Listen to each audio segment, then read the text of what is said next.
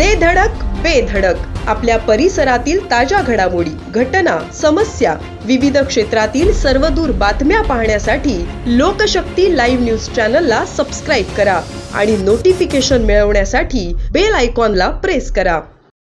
नवी मुंबईमध्ये शिवसेना शिंदे गटाच्या नगरसेवकाला भर रस्त्यात मारहाण करण्यात आल्याची घटना समोर आली आहे. नवी मुंबईच्या ऐरोलीमध्ये रविवारी ही घटना घडली. या घटनेचा धक्कादायक व्हिडिओ समोर आला असून तो सोशल मीडियावर चांगलाच व्हायरल होत आहे. नगरसेवकाकडून काहीच कामं योग्यरित्या झाली नाही असा आरोप करत या महिलेनं नाराजी व्यक्त केली आणि थेट नगरसेवकाला मारहाण केल्याचं सांगितलं जातंय.